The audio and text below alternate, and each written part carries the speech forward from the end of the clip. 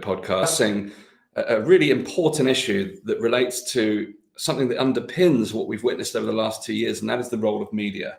I'm joined today by Mark Sharman, who is a former TV News executive who's quite literally spent his lifetime in media. He started his career on his 17th birthday. He's been longer in the media than I have alive. He spent 55 years in media, and has seen it all. And I've invited Mark to be part of our conversation today because certainly one of the aspects that we've commented upon over the last 2 years is the role of the media in how in what it has done, but more importantly, what it hasn't done equally within the role of covering the pandemic.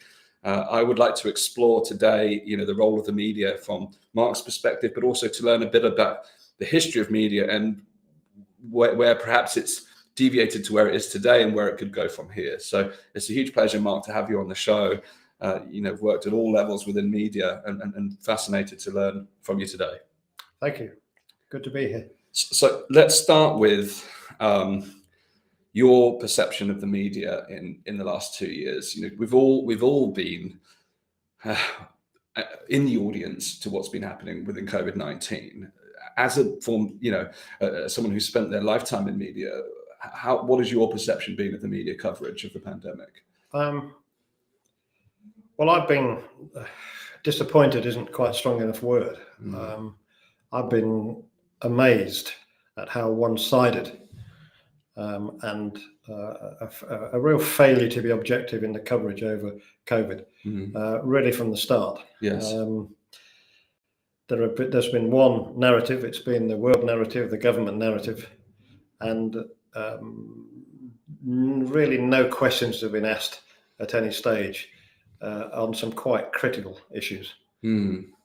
Has there been a time in your history where you've seen that on that scale, where there's only been, one side of the story? No, not on that scale, or at all. I mean, listen, we've got an expression: news is what the editor says it is. Okay. So there's always been a certain subjectivity in reporting. Yes.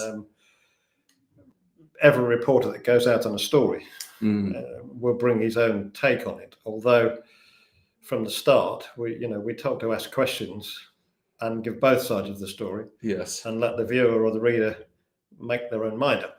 Yes. We're in a whole new era now where presenters have introduced their own personality, their own opinions. Yes. That's one thing, but worse seems to be a whole corporate culture to stick to one side of the story, which is harder to explain. Yes. Well, let's unpack that a little bit because, over the course of the years that you've been involved in media, you would have seen the introduction of digital technology from at the early age of, the print press and how that's evolved into digital, and inevitably we've seen media under pressures as a result. Could you tell us a little bit about how media's evolved and what pressures that's put under? Well, I'll start with newspapers. I mean, newspapers in my lifetime have gone from being pretty well the main source of information and source of news. I mean, I remember the days when I worked on a sports Saturday paper, the Argus in Birmingham, the Pink 'Un, and that was the first time at 5:15 you could find out the football results. Yes. I mean, newspapers were the main source of information. Television news grew in proportion, but it's changed enormously because I think the big change has obviously been technology. Yes. I mean, in newspaper terms, they're no longer the main source or the first source of information. They're probably the last source of information, actually. Yes. And this has caused a real drop in readership, a drop in advertising, a drop in revenue. And unfortunately, newspapers as I knew them are dying, really. In television terms, it's an interesting one. I mean, when I first was in television, we used to cover news on film, which meant that it took time for a story to come back in. The film went in the bath. Yes.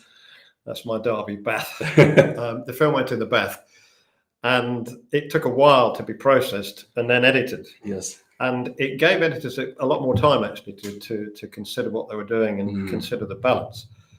Along came electronic news gathering, And suddenly, instead of there being 4 or 5 stories in the show, including 1 or 2 well-considered feature films, it was all instant, and there were lots more clips, and the thought process got tighter and tighter and tighter. Yes. On top of that, you then had 24-hour news, rolling news, which was vociferous in its appetite, and the time to consider got less and less. Yes. And I think over time there's been quite a few errors because of that. People have, if you will, dived into stories before they've been quite considered.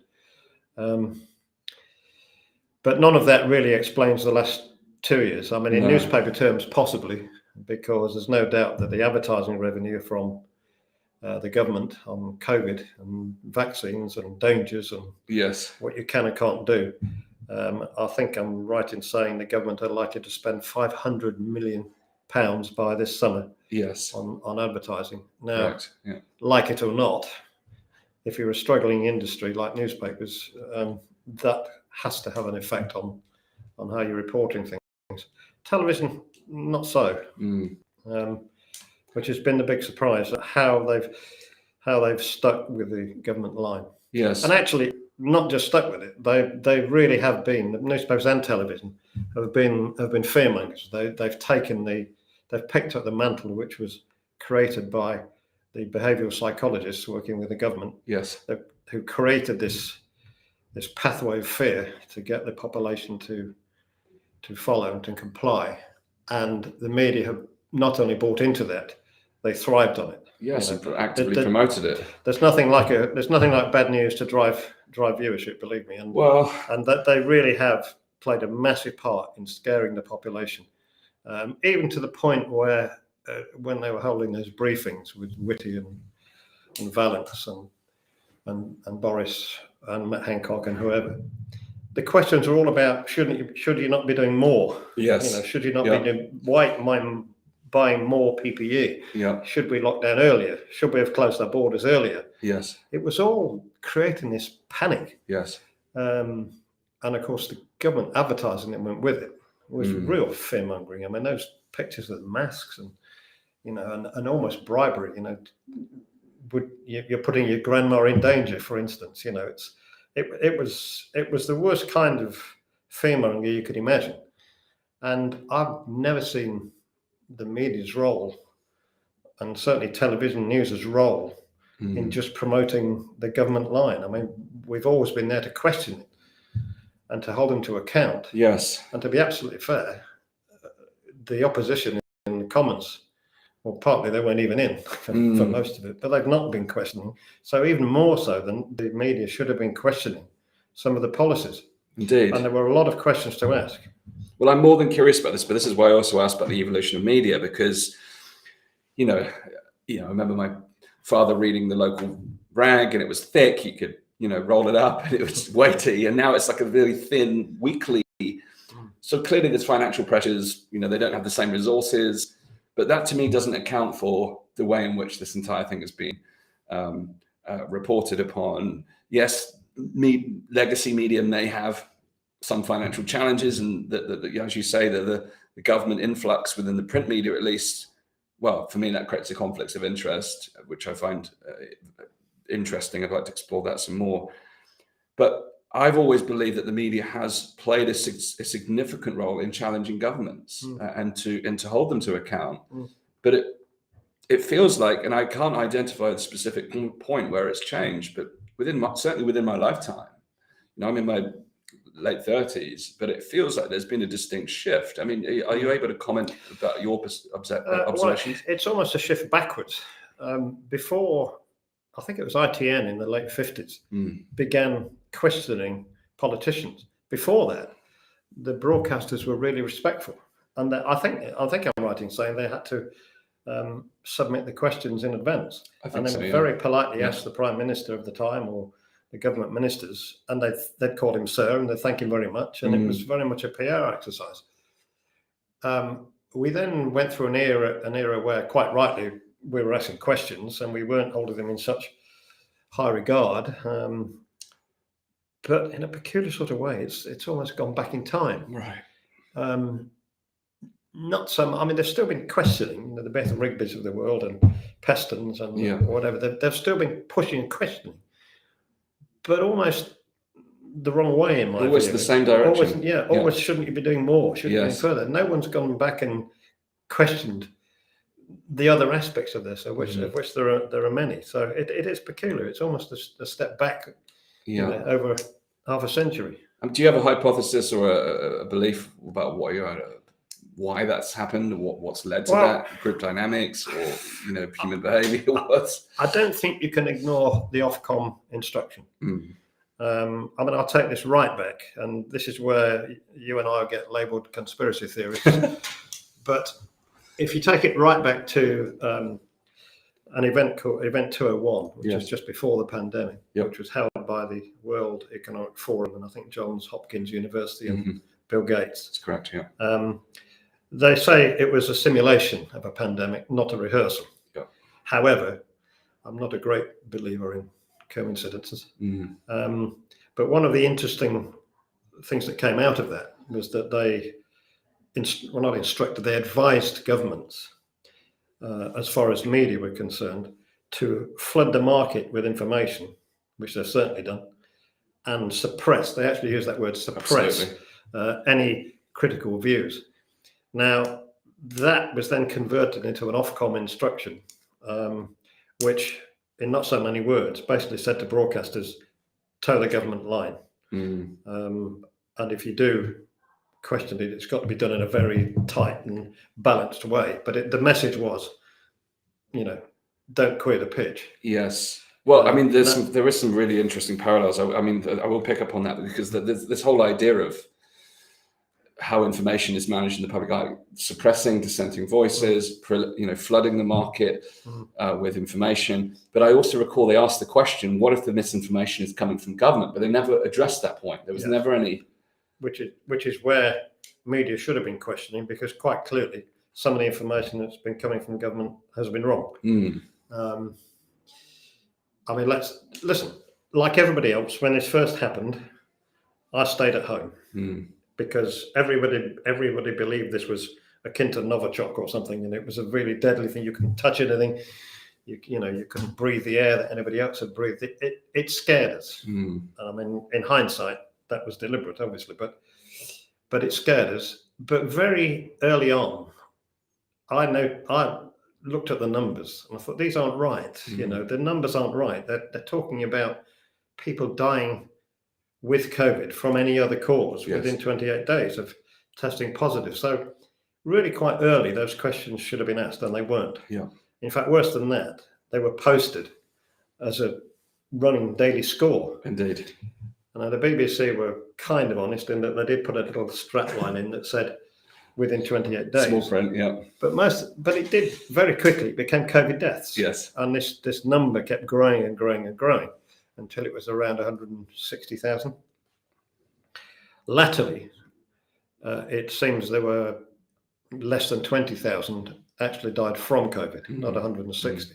I think, to be fair, that's a slightly false figure, because if you had an existing illness and got COVID, you may not have died from the illness. So COVID may have enhanced your death.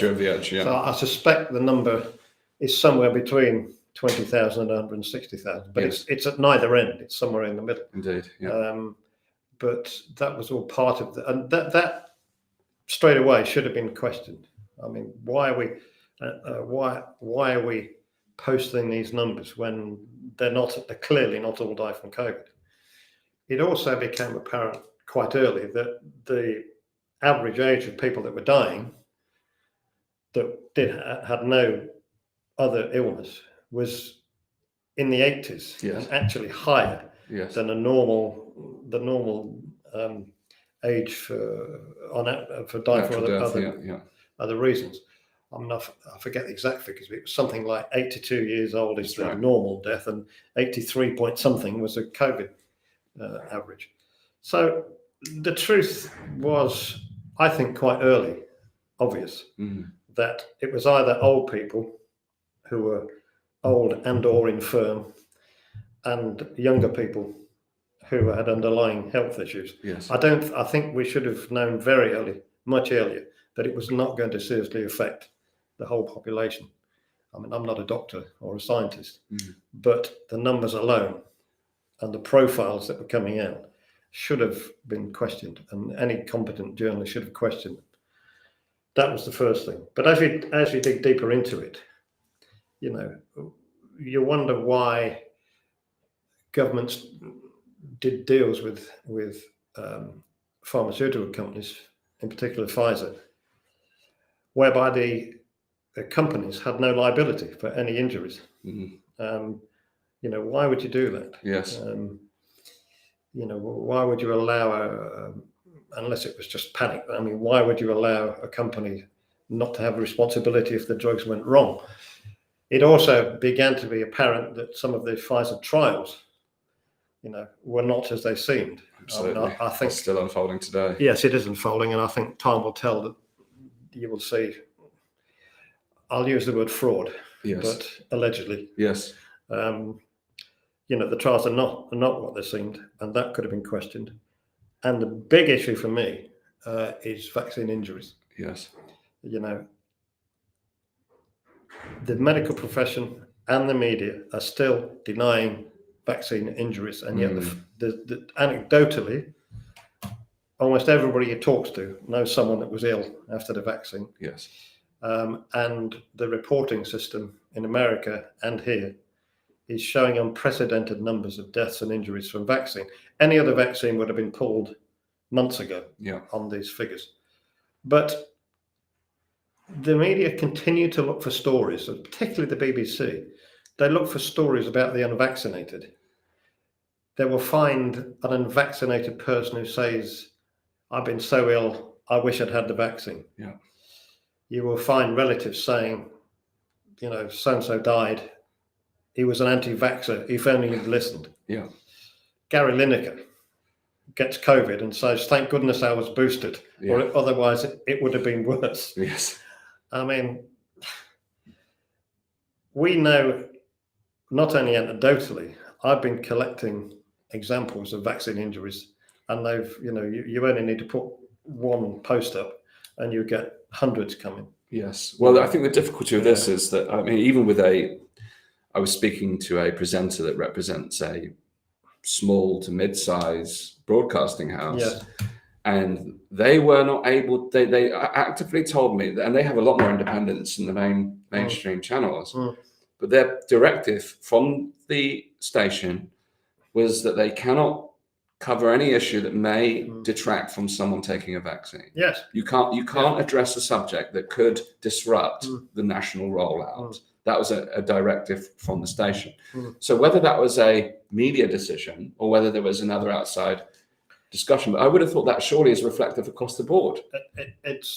I'm not inside the broadcasters now. It's hard for me to say exactly what's happened, but I know for a fact that within newspapers, with people I talk to, they've been actively stopped from bringing those kind of stories in. Yes. And from our own experience, we've tried to get stories into the newspapers and onto television, and they're very not reluctant. They won't do it. Actively won't do it. Yeah. You know, we've got lots and lots of stories, heartbreaking stories of people that have been encouraged to have the booster, the jabs and the booster, and nobody wants to know. No. Listen, it's going to be hard to prove it. I mean, the government have, as you probably know, a compensation scheme, which I think is up to £120,000.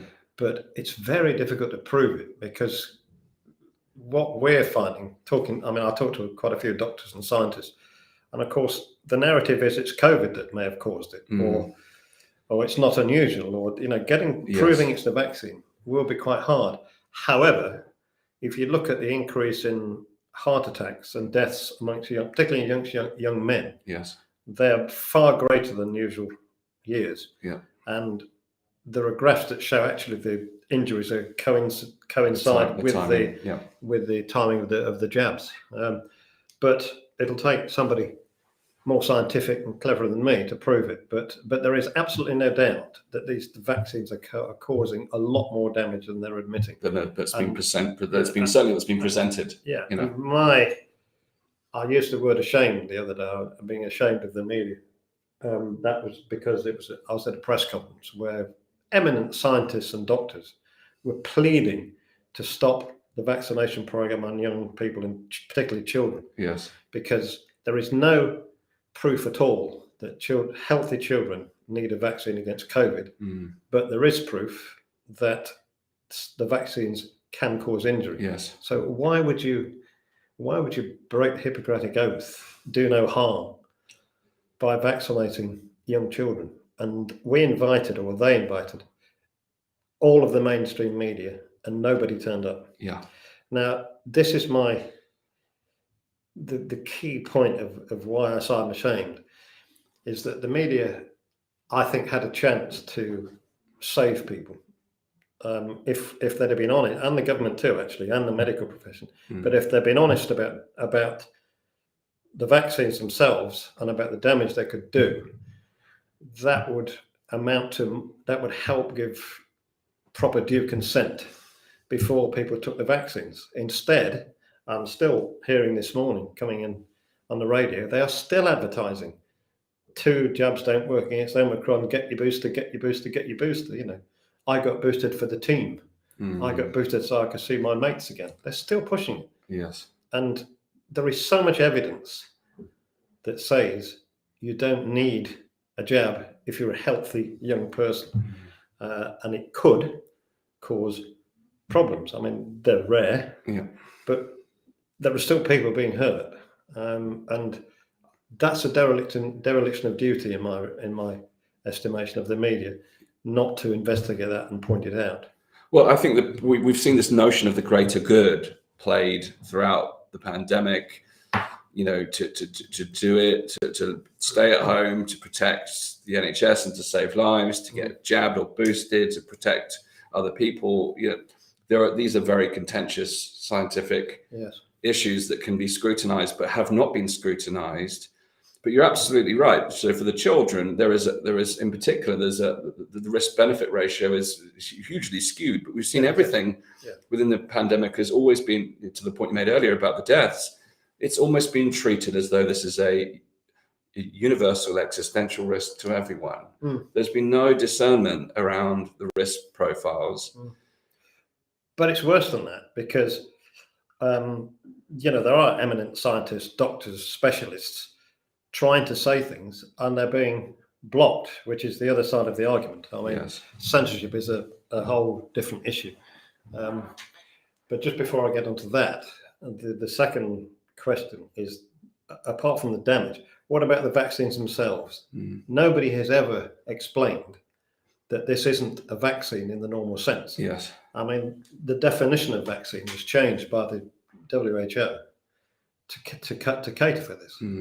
I mean, as I say, I'm not a doctor or a scientist, but I can ask people, and what they've told me is that a normal vaccine leaves a fragment of the virus in your body, and it stays there, and your body copes with it. These new gene therapy mRNA vaccines, they are experimental, and what they do, they put it in your arm, in a muscle, but the spike protein then travels all around your body and actually creates more spike proteins. And there is quite a lot of wisdom around that says that reduces your immune system and leaves you open to other diseases. Now, if that's right, and that tallies with all of the people that didn't get diagnoses during lockdown, you know, we're likely to see a huge increase in heart problems and even cancers. But as I say, I'm not a doctor, that's what I've been told. Yes. But what I do know is nobody explained that this wasn't a vaccine in the traditional sense. Yes. And that it was experimental, and that trials are still ongoing. They will not have the results on adult trials until 2023, and on children until 2025. Now that should all be explained, and questions should be asked. And I said at the top, Would you expect journalists to be asking those questions? Well, that's what I said at the top. There are lots of questions that could have been asked and should have been asked. Yeah. In the public interest. Absolutely. And in all my journalistic career, actually, in the public interest is really an important phrase. You're there for your readers. You're there to investigate. We were talking about newspapers before, and I remember when I was delivering them, the Daily Mirror was always my ambition to work for. It was a fantastic tabloid paper, but serious tabloid, and had wonderful shock editions and shock issues with great writers like John Pilger, who exposed all kinds of things. My goodness, you could do a good one on COVID. You really could. Well, it feels like there's a decade's worth of panorama programs to be made, because there is so much. Do you think there will come a time where the vultures flock to pick apart the bones of what's happened within COVID-19? Because there is so much. I hope so. I hope so. People like you and Oracle Films and Iconic and other, and the Daily Skeptic. There are, and actually I've worked with a bunch of disgruntled journalists. Many work in mainstream media, and we do a Substack every night called News Uncut, and we're trying, all of us, to put a different point of view. However, it's difficult because you're up against a worldwide machine, I feel. Yes. And of course, I mentioned censorship before, and this has been, for me, the most telling thing of all. In that anybody, however qualified you are, however many prizes you've won in the scientific world, how senior you are at your profession, if you speak against the narrative, you are cancelled or branded misinformation or branded conspiracy theorist. It's so easy for them to do it. Anything they don't agree with, conspiracy theory. And yet they're not. They're just other views. They're asking questions, and some of them are perfectly valid. Yes. The BBC actually employs somebody as a disinformation reporter. Well, there's a whole team, I understand. What sort of title's that? I mean, that's prosecutor, judge, and jury. Yeah. You're a disinformation reporter. Go prove that's disinformation. Yes. I never read this. I've tested that, and actually, it's true.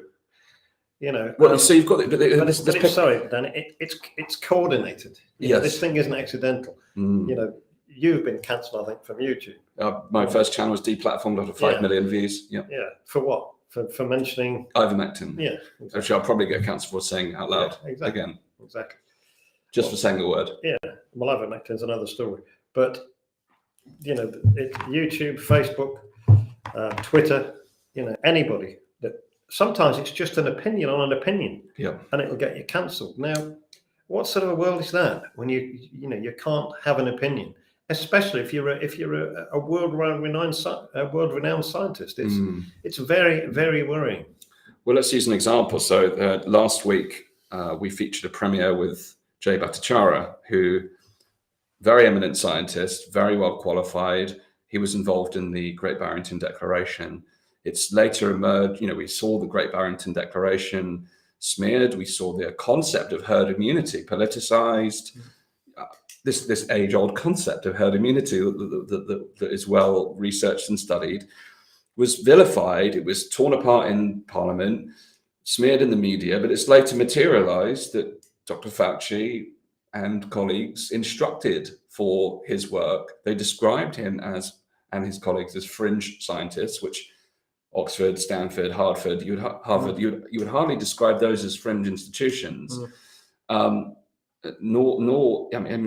who's involved, Martin Kulldorff is involved in that paper, one of the most cited public health experts in the world, being described as a fringe scientist. But that was actively instructed to have that piece of work. They described it in the emails, the leaked emails, say that this concept is getting a lot of attention from these fringe scientists. We must have a coordinated attack on the concept. And lo and behold, that's what we witnessed. Yep. That is coordination. Yeah, it is. It's coordinated, and that someone somewhere decides what the story is. Absolutely. And anybody that criticizes it, questions it, or puts forward an alternative is cancelled. Yes. But as far as the BBC go, and Sky News, for instance, and ITV, they're not cancelling people. They're just not putting the other point of view, and that's the bit I can't quite get my head around as to why. I mean, Ofcom definitely has an influence. You know, that they, as I said before, they basically said don't question the government line. And interestingly enough, it's one or two much smaller broadcasters who are probably a bit more naive and went ahead and interviewed, you know, the wrong people. Right. They've been censored. I mean, Uckfield Community Radio, for instance. You know. Well, so we've seen the censorship, we've seen the cancel culture. From a regulatory standpoint, you know, this is my naivety around legacy media. Isn't there a duty or obligation to present more than one side of a story? Isn't there? Is there any recourse to that? That's fundamental, which is why I'm puzzled. I mean, it's fundamental to everything we always do in journalism is to ask the questions, you know, put both sides and balance it and let the viewer decide. It's never been the job of media. I mean, you can influence subtly, but it's never been the job of media to pick one side and push it and push it and push it and reject anything that questions that, you know. I mean, you know, we've been to media companies with stories of people, relatives of people that have died after the vaccine, and they were reluctant to refuse to publish it. And why? You know, there are two sides. I mean, look, as you know, there have been huge protests around the country, particularly in London. Probably 3 or 4 where I would say there were more than 50,000 people on the streets. Well in excess of. I mean, I'm probably being conservative there. Yeah, absolutely. But they weren't reported on mainstream media, and yet all of us, Black Lives Matter was. Climate change protests were, and lo and behold, a few hundred Ukrainians outside Trafalgar Square last week. That was all written about. So why should the media choose which project they want to cheerlead? Well, it seems like there's a socially acceptable narrative that is put forth by the media. Yeah. Well, it got to the point where some disgruntled employee at the BBC actually took a picture out of the BBC's windows to show how many people there were, didn't he? I think BBC were reporting hundreds, and his photograph rather disproved that. Absolutely. You know, it's a puzzle. We touched upon ivermectin. That is another controversial subject that's wrapped around a lot of these issues. That was featured adversely. It was featured briefly in the media, but very adversely. You know, we've seen it smeared as horse drugs and just all kinds of fabrication stories and misinformation from the media. Yes. What's been your take on the way that treatments like ivermectin have been handled? Well, it has been smeared for sure. I mean, the brief history of ivermectin is that there were trials before Christmas 2020. There were trials around the world which suggested that ivermectin was a very valid treatment for COVID, or part of the treatments. And there's a professor, Andrew Hill, at Liverpool University, was very enthusiastic about it as well. And he spoke with Dr. Tess Laureate in Bath here. And they were very excited that they may have solved the problem. Tess, I know, emailed Matt Hancock, who was health minister at the time. He didn't get a reply. And strangely, within like 2 or 3 weeks, Andrew Hill had completely changed the conclusion and said that 1 or 2 of the trials within the meta-analysis were fraudulent, which there may have been. And I noticed the BBC picked that up, and you know they were very keen to disqualify the research. However, when you take out the fraudulent ones, it was still looked to be very successful. And as the months and years have gone on, ivermectin seems to have been very successful in other parts of the world. The interesting part is that to get there emergency use agreement in America, Pfizer had to show that there was no available treatment at the time. So it wasn't in anybody's interests in the pharmaceutical industry to say that ivermectin was a successful treatment. Now, this is where we get labelled conspiracy theories, isn't it? But it's interesting because in between Professor Hill's first conclusion and his second contradictory conclusion, his university moved ahead with a £40 million sponsorship from Unitaid, who, I asked him about it, and he said he didn't know about the grant, to be fair to him. However, it was on their university website, so I'll leave that for the conspiracy theories. Yes, well, they say money talks, but there's no evidence of that in history ever. Particularly, and there's no evidence of any pharmaceutical company ever conducting any malpractice ever. Pfizer have a completely clean record. Yes. You're too young to remember thalidomide. Haven't been fined billions and had a tragic track record. They always say follow the money, and there's no doubt they've made billions out of this, and it is an experimental treatment. Whereas ivermectin, however, on whatever level it was successul, it was also safe.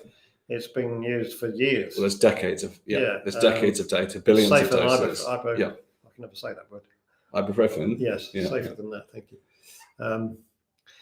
Well, certainly, if you look it was smeared. People in the media, the main media, called it a horse wormer, but it won a Nobel Prize in 2015 for being an anti-inflammatory drug.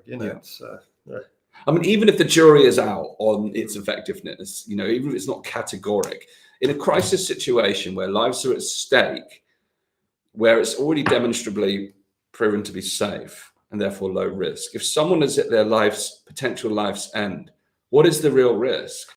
Versus when you look at the trial protocols for the vaccines and the speed at which Operation Warp Speed operated at, and as you mentioned, as now we witness, the trial data is under scrutiny because it's been legally made available or starting to be made available. We can see that there was, the smears that have been placed upon ivermectin. If you don't follow the same line of discussion for the vaccines, you're not being fair to it. And again, in the media, they haven't taken the same analysis and said, well, what about the trial protocols? But I do feel the time will come. I see all of these things as a scandal that will later emerge that we've all been shouting about for 2 years. Well, I've always believed that if you could crack one of the mainstream medias, the rest would follow, because that's what they do. Yes. However, cracking it has been really difficult. Yes. So I hope you're right. I don't know what it'll be that breaks the mold, because so many people in the medical profession are still denying it. I'm not saying they're denying it not knowingly. I think they don't. They think it's right to give these vaccines.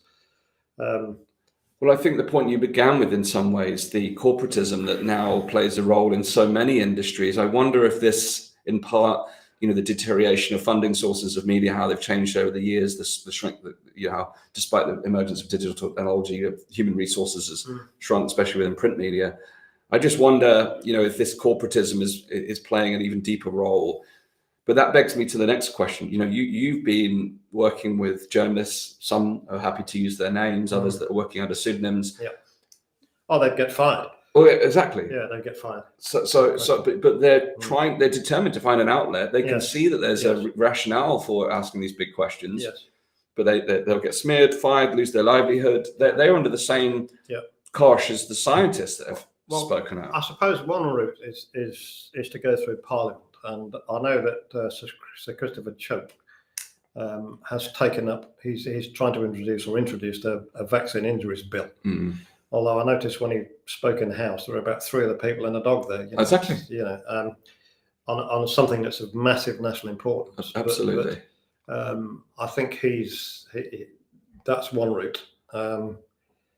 But people have asked questions of Boris when it was a full House, and he's battered it back so far. I mean, that was mainly around the vaccine passports, vaccine mandates for health staff.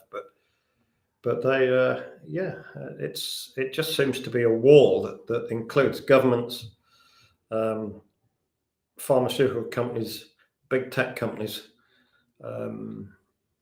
It's just like a wall that you're trying to break through and break down, and it's difficult. However, a lot of people watch all the various social media outlets like your own. Yes. And that's the daft thing, because with every month this goes on, more and more people are seeing through it. Yes.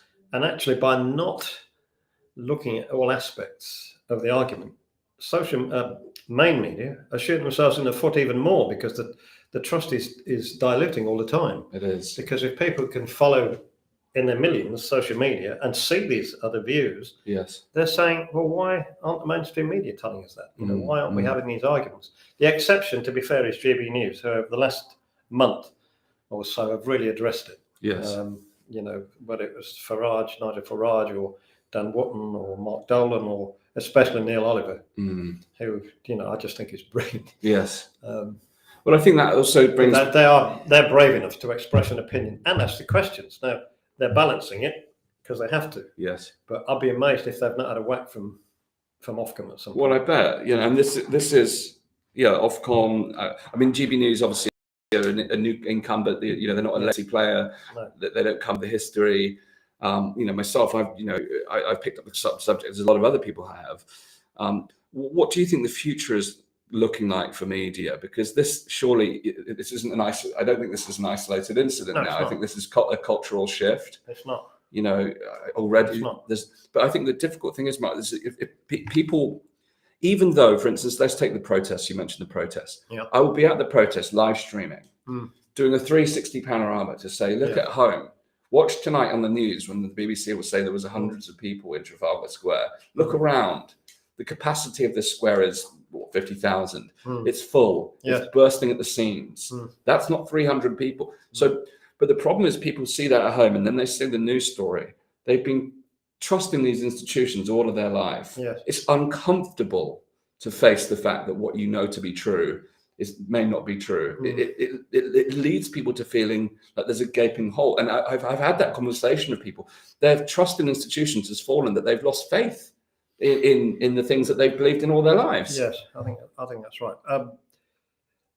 However, I think probably the older generation you go up, the trust is still there, because we grew up actually believing and trusting the establishment. Yes. and respecting authority. And I think a lot of people still do. Which is why they still believe what they're told on the BBC. Right. So the trust in the BBC, I think it's a generational thing. I think young people, they don't even watch the main television, but they don't have that same thing ingrained in them. I think, as I say, the older you get, probably the more trust you've got in the BBC. They're doing their best to erode that anyway. But if this all breaks and comes out, it isn't just the media. Government, the medical profession, everybody, because it's almost as though the nation's been in some kind of a hypnosis. Yes, yes. And if it comes out, and this is just supposition, but let's just say the numbers were wrong. The COVID disease actually wasn't as serious to the main population as we were led to believe. We know that behavioural psychologists were behind the fear tactics. We know the media drove those fear tactics. We know, or we think, we know the vaccines are not fully tested. We think there may have been some manipulation of the trials. If then we found out that having been encouraged by the government so heavily to vaccinate our kids, if it suddenly becomes quite clear that all of that was wrong, and actually we've been damaging kids, you imagine what the reaction is going to be in the nation. It won't be just the media that takes it, although the media will take a big part of it because they've been the messenger. It's actually quite scary. It is scary. There's a lot of ifs in there. Yes. And I'm not for a minute saying COVID doesn't exist, and I'm also not anti-vax. I think most doctors and scientists will tell you It's done a good job in the older generation and the sick. It has prevented serious illness. However, the whole picture is not an honest one, and that's what bothers me, because it's been obvious for a while and no one's really questioned it. It's worse than not questioning it. I mean, the media played a part in vilifying what they call the unvaccinated. Yes. They try to make people as though they were unclean. Yes, segregation, discrimination. All this thing about, get your passport, you can't come in here, you can't come in there, you can't come anywhere, But where are the ethics around that? To me, it's inhumane. It is. It's also inaccurate. I mean, it's quite clear that the people that have been vaccinated, especially boosted, were passing on the virus and catching Omicron more than the unvaccinated. The figures are there. So it was unethical, and it was also inaccurate. Yes. But they were encouraged to do that. I mean, there's a headline. I still remember the headline in the Mail on Sunday: 6 million people listen to anti-vax lies. They were looking at the people that were posting on the internet these supposed lies. Yes. 6 million people believe these lies. Well, hang on a minute. I'm reading from, who are you including yet? The scientists that have worked on this? Well, this is it. Yeah. Even Whitty got in on the act. Yeah. In one of his Westminster briefings, he spoke about misinformation on the internet. I wanted to say to him, who are you talking about, actually? You're talking about Dr. McCullough, you're talking about Mike Yeadon, you're talking about any other eminent scientists, just because they don't agree with you. I mean, there was a great cartoon went around at the time. Like, I'm sorry, he was a boy in school, I think. Sorry, sir, I thought science was about questioning the science. Yes. I mean, you've got to question it, otherwise we'd all think the world is flat. Well, the scientific method is about disproving a hypothesis, not approving it. Exactly. It's about, we haven't seen any of that mentality. No. But it's a trend, Dan, I'm afraid. It's a trend, because the next thing up is climate change. And the science is settled on climate, right? Well, yeah.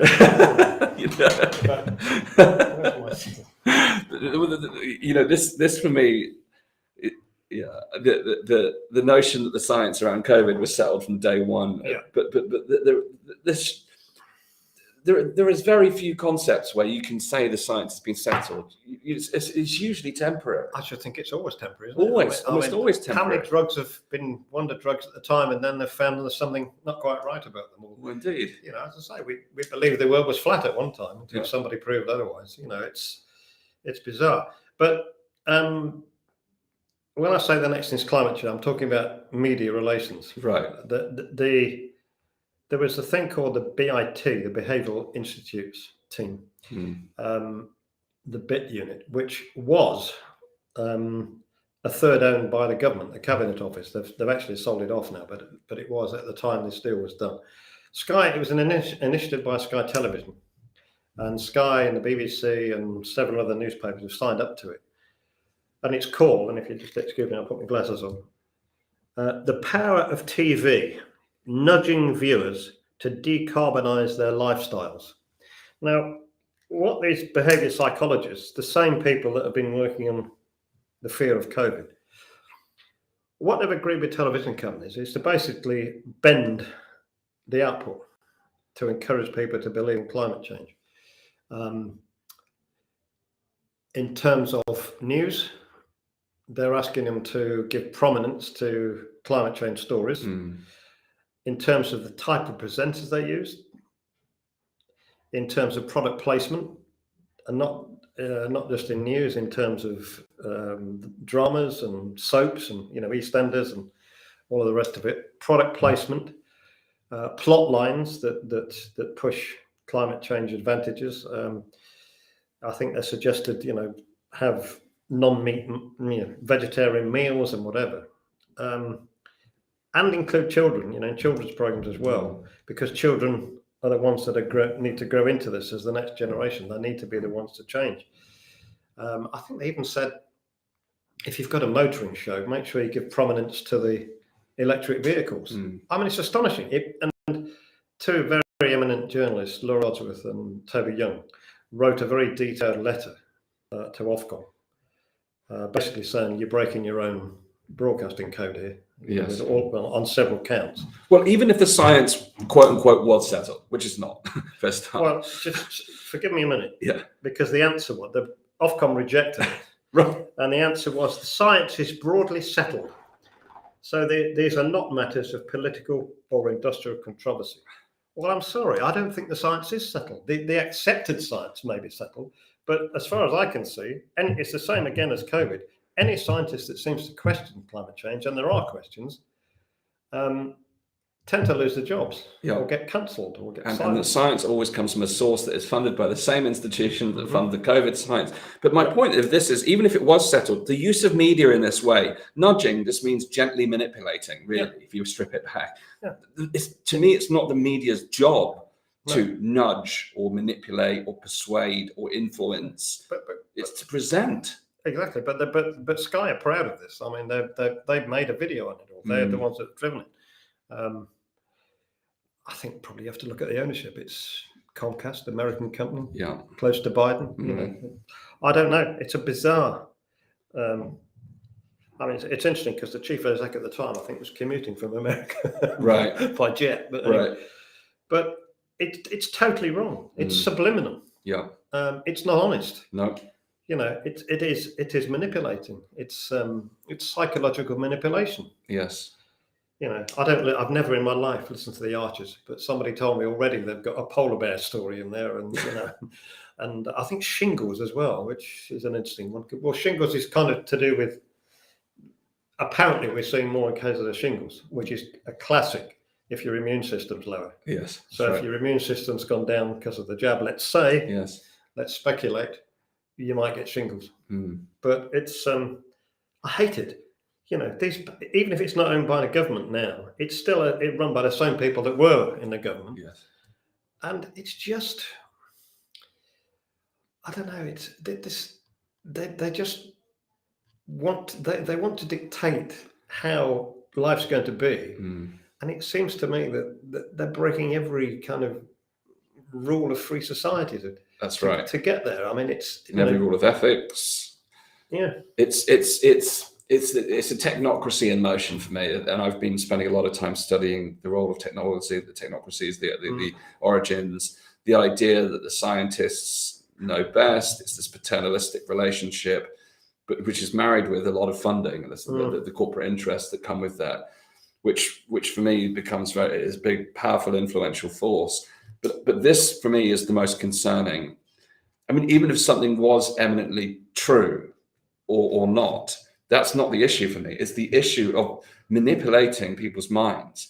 It is to me completely unethical. And I am concerned, you know, my son is 6 months old. He's growing up in a world where free thought and free society is under threat.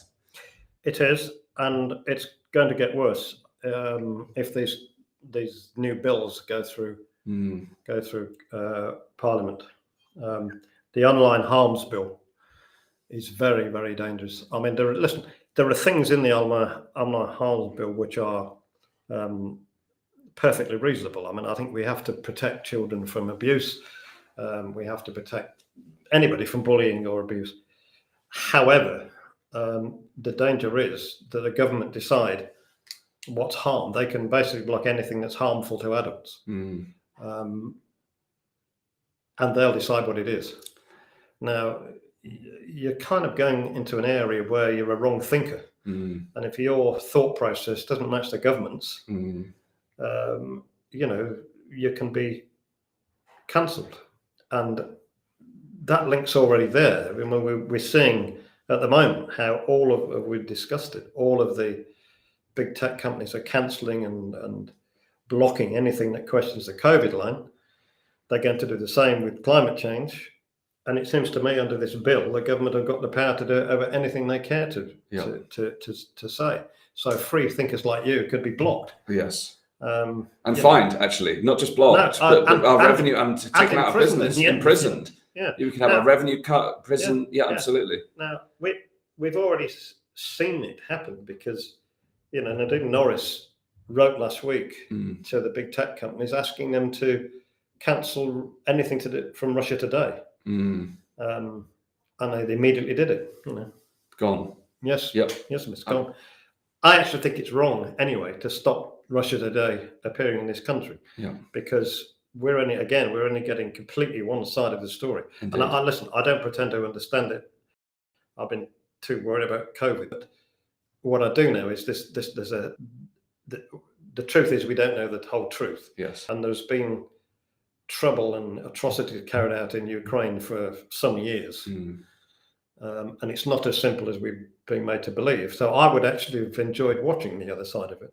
But they treat us like kids. We're not adult enough to watch both sides and decide. But what was really ironic was that Ofcom said that, I have to think of the exact words, I can't, but it was, Ofcom said something like, we advise you not to carry Russia Today because we don't feel as though it's giving a fair balance of views. Well, how ironic is that when they've stopped the broadcasters giving a fair balance of views on COVID? Yeah. I mean, it's just like whatever suits the story at the time. Well, yeah, I mean, we all see the world the same way. We think the same way now. I mean, what kind of world is that? We live in this world where, it's spoken about in the book, The Coddling of the American Mind, just, this idea of cultural safetyism. But even that, the examples you used within the police bill, I was speaking to a friend of mine, he's got a brother of the same age. And we were talking about the online safety bill. He was saying that the banter that he has with his brother and the jousting they have amongst themselves is playful, it's fun. But if he behaved in that way with someone else who isn't of that relation, it could be seen as taunting or insulting. Yeah. So it's entirely subjective. In one context, it's loving behavior. In another, it's subjective. So what you're doing is giving the government the power to decide what is harmful. Yeah, absolutely. And we're seeing this idea of the greater good being taken into the hands of, what the morals used to come from society, but now the moral judgment is coming from corporations. Yes. And governments. Yes.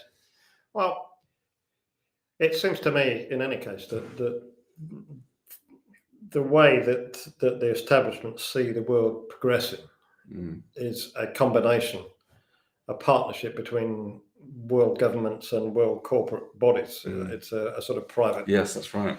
And it isn't really speculation because that is what the World Economic Forum is. Yes, that's what they're to facilitate. The World Economic Forum isn't a think tank, really. It is the people. It's the governments go to it.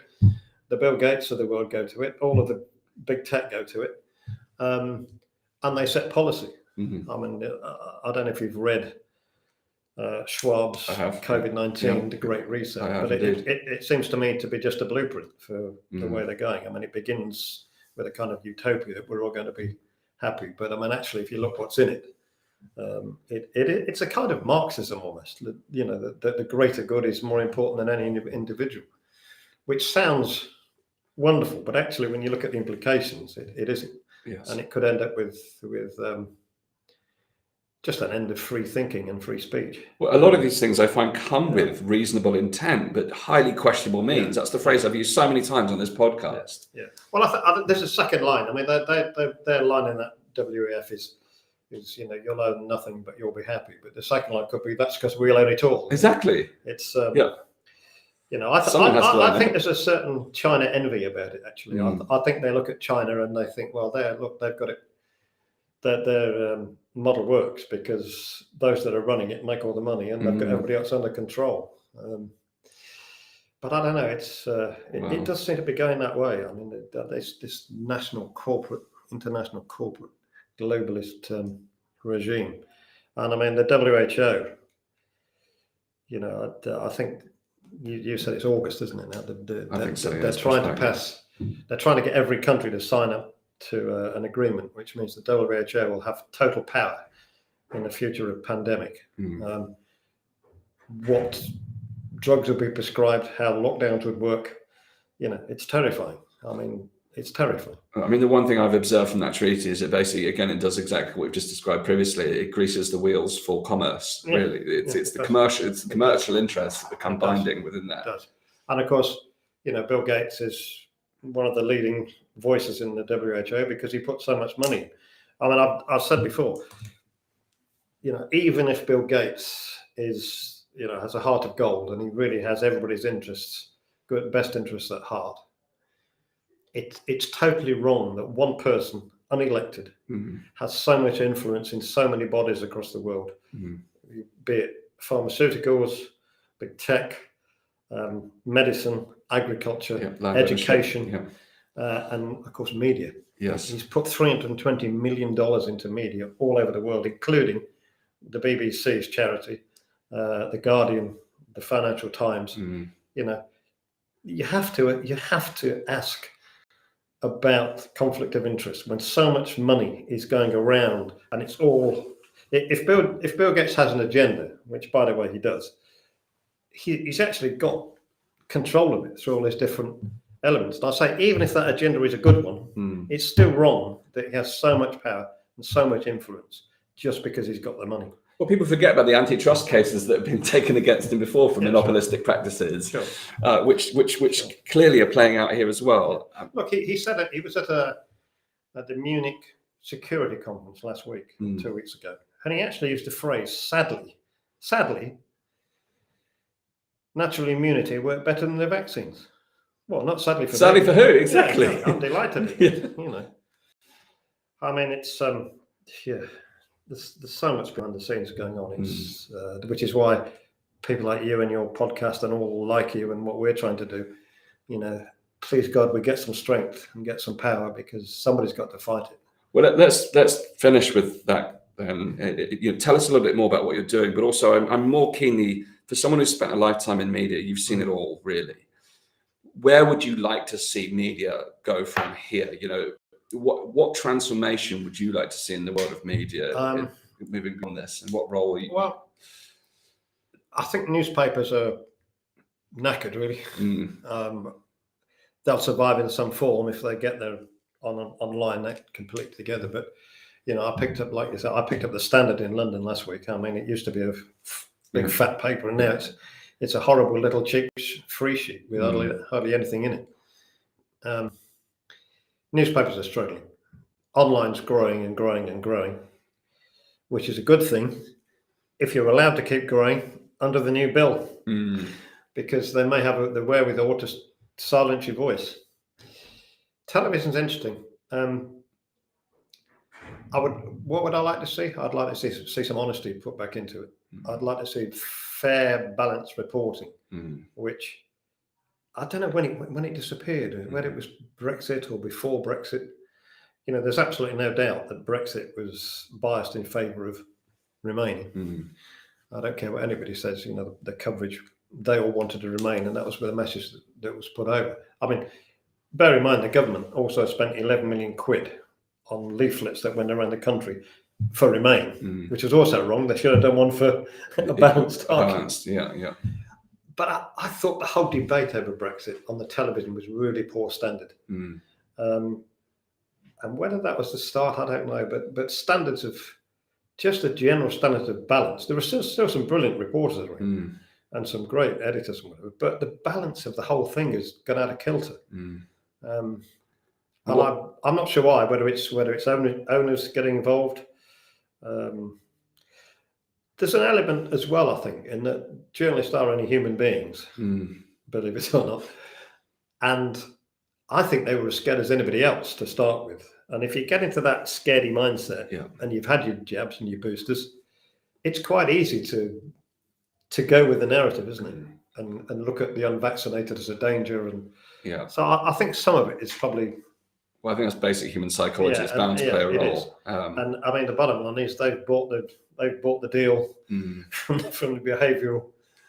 But also, psychologists. Do you feel like legacy media, that pursuit of honesty again, integrity within media, do you think that can be achieved by the legacy media, the current media, or do you think the newcomers are going to be the ones that bring that? Ought to have a lot more influence because you're playing to a younger generation. You know, the BBC viewers are steadily going to die off, one it seems. The BBC, I think the BBC got the biggest problem of all in that they are still trusted by a lot of people, and if this comes out, that will really, really knock them. Because once you've lost trust, it's really hard to recover. Yes, really hard. I mean, I think audiences in general, they've been steadily falling anyway for mainstream media, for television, for a long time. Yes. Because there's so much diversity. I hardly ever watch mainstream media now unless it's a live sports event. Yes. Hardly ever watch Netflix most of the time. But you said so the hope, I think, is in people like you and people like you and building up a really big, solid alternative. I think GB News have been interesting. They've done some interesting work. I've always been against news presenters having an opinion. I've never seen it as their role. And in fact, not long after I'd left ITV, I remember Tom Bradby rounding up a report by saying, well, he would say that, wouldn't he? Which I thought was a terrible comment. It basically says he's telling a lie. Yes. But I also think that's a risk of new media, because throughout the last 2 years, I've taken a position. So GB News is what I was going to go on to. So I've been against it in the past. However, GB News have been quite clever, because they do these monologues at the top of a show, which are clearly the presenter's opinion. Yes. And then they go on and try and balance it, have arguments either way, which is a clever way of doing it. Yes. Personally, we're going to start covering Ukraine, the situation. I'm going to try and bring that more balanced, the classic investigative mind that does access, but it's the human nature, But as I say, I think the GB News model is interesting. Social media and everything that you do, and actually we do on News Uncut, I suppose at the moment tends to be a counter argument, because we're balancing what's being said on the media. And I think people accept in new media that you are opinionated. You can't have Russell Brand going there and saying it's balanced and fair. It's not. But that's what people, and providing they watch enough of it to get a wider opinion. I think that's good. Well, there's the diversity of sources. It's that's the brilliant thing about independence, is that you do get that diversity, not necessarily within the broadcaster itself, but across the dimensions of the different. For every Russell Brand, there's someone on the opposite side. Yes, indeed. And I think that's where. But then it comes back to that in an individual. For instance, now when it comes to Ukraine, I'm looking forward to actually assessing different sources, so I can actually get a multitude of perspectives. But that onus then becomes on the individual to make that assessment, where previously we may have relied upon media to try and portray that. Tell us a little bit in closing about News Uncut, because you're fighting back in your own way as well. Well, listen, we're 7 weeks old, so it's just, we've got writers, and we do a digital digest, which is. We basically look around the internet and pick up stuff and double check it, and if it's on the theme, we put that out, and we get original writing. Most of them have been around the COVID subject. I've done several pieces. I did a big piece on Ivamectin myself, and I've also done quite a few with victims. It's actually quite depressing spending the day talking to victims. Yes. And what's really depressing is they feel frustrated that no one believes them. Lots of the victims I spoke to went into hospital, and the medics have said, can't be the vaccine, and they're going mad, Yes. So it's frustrating. And where can people find that now? It's on Substack. That's just Substack, News Uncut. Yes. But I think the future is probably sites like that and yours and others somehow linking together in some kind of umbrella networks, that gets it doesn't have to be on the same page, but it can link and push so that but I would always argue that in the end it has to be balanced, otherwise we're going down the same route that I'm criticizing. Well, this is it. I think opinion is perfectly okay, but it would be good to balance it. I remember when Rupert Murdoch still owns Sky News, we hired Richard Littlejohn to do a half. Now Richard Littlejohn's very opinionated and but because of the Ofcom rules, we then had to put another show after it, indeed, which balanced it. Yes, and actually, it was annoying at the time, but it was probably right, because if you're going to set out, in America, the news channels are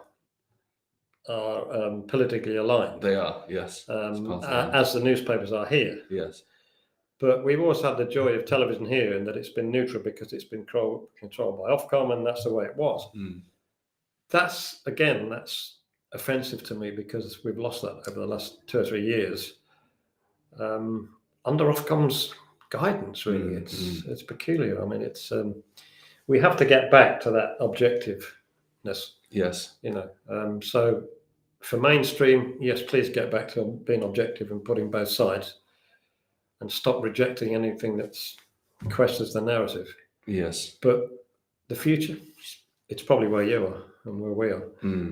I think the more that grows on whatever you call it, social media, new media, the more you can grow on there, the better. And it allows you to do more with it, actually. Yes. Yes. It allows you to have a bit more fun. It allows you to be a bit more opinionated.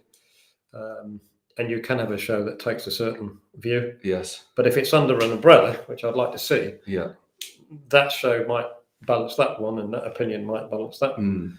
And, at the end of the day, you would hope that the viewers are making their mind up, not being told what to do. I think the umbrella is an interesting one. So I think I've talked about this with other broadcasters. There's a risk of creating silos if you go down one track. But then if you try and be balanced, how long is it before you start to follow in the same footsteps of the network effect that gets brought out? How long is it before you follow the same pathway? And you've got a conglomerate that started as the seed of an idea. I think that's probably the test. How you have these diverse views. Yes. Under one umbrella. I'm not saying it's one channel. No. It's just that the combination of the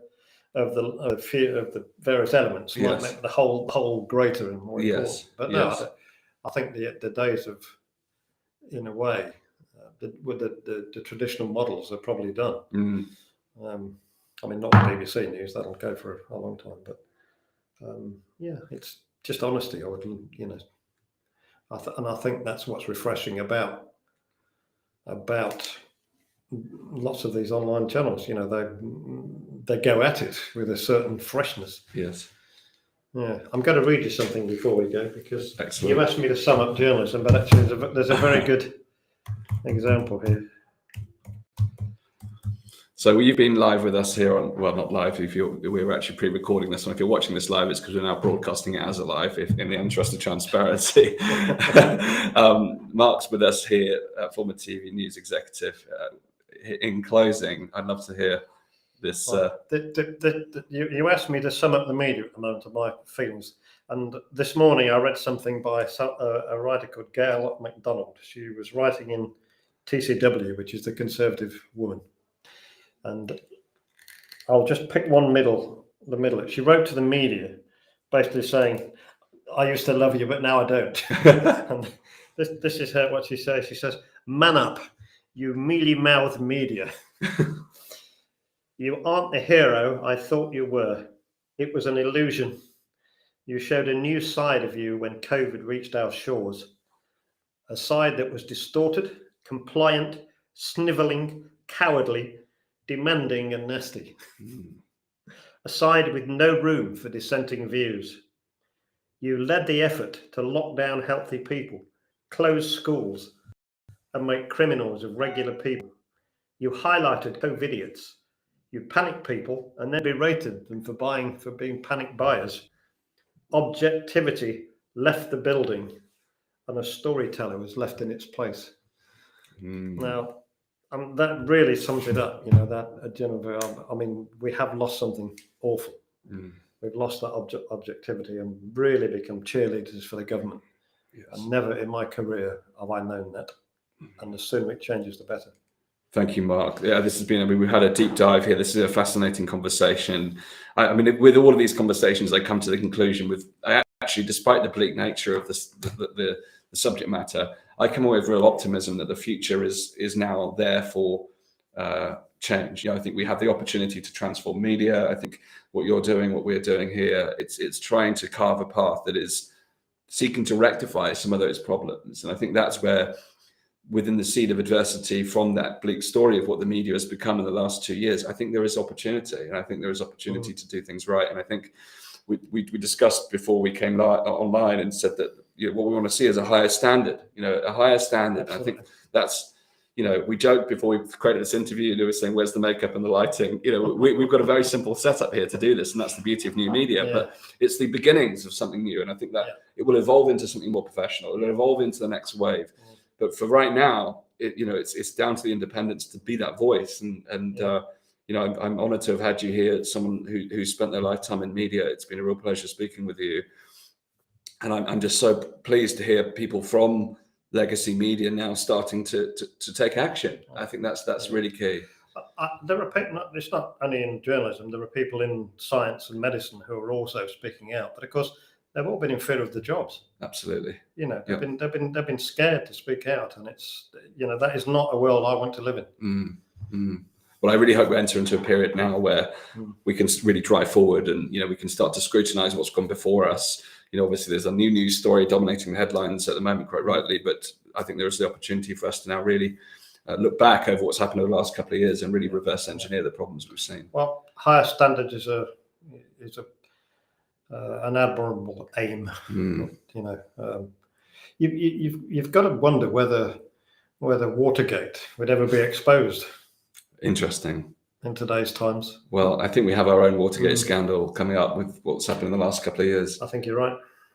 Thank you, Mark. Thank you to everyone who's watched this. Please do share this conversation. We've been with here over an hour now, having a wonderful dissection of the media's role in COVID-19 and how it's linked with politics, corporatism, but also a hopeful message of how we can raise the standard moving forward. It's been a pleasure having Mark here with us today. Thank you to all our listeners. Please do share this episode.